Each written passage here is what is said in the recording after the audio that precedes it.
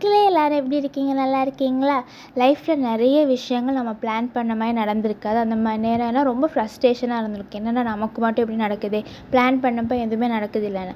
ஆனால் ஒரு சில விஷயங்கள் தடுங்கிறது ஃப்யூச்சரில் நமக்கு நன்மைக்காக தான் தடுங்குதுன்னு அர்த்தம். இந்த மீம்ஸ் எல்லாம் பார்த்துட்டு நம்ம யோசிச்சிருக்கோம் இல்லையா, நம்ம லைஃப் சுச்சுவேஷனுக்கு மாதிரி இவங்க எப்படி எழுதுகிறாங்க, எப்படிலாம் யோசிக்கிறாங்க. ஆனால் அங்கே யோசிக்கிறதுக்கு ஒன்றும் இல்லை. அவங்களும் அந்த மாதிரி பல அடிகள் வாங்கியிருப்பாங்க. அதனால தான் எழுதுகிறாங்க. வாழ்க்கையில் எல்லாத்துக்குமே தடங்கள், தட்டுப்பாடு, தாமதங்கள் வந்துக்கிட்டு தான் இருக்குது.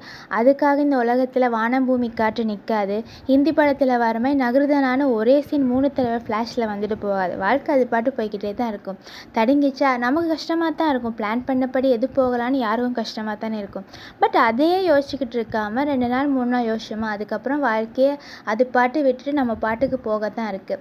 ஏன்னா இன்றைக்கி தடுங்கினது கண்டிப்பாக அதுக்கான ஆன்சர் கண்டிப்பாக ஃப்யூச்சரில் நமக்கு வந்து சேரும். அப்போ யோசிப்பான், அடே இது அன்னைக்கு அப்படி நடந்தனால தான் இன்றைக்கி இப்படி நடந்திருக்கு அப்படின்னு. வல்லவன் படத்தில் சிம்பு சொல்வார்ல, அப்போ புரியலை இப்போ புரியுது சிச்சுவேஷன் கண்டிப்பாக நம்ம லைஃப்பில் எல்லாத்துக்கும் வரும்.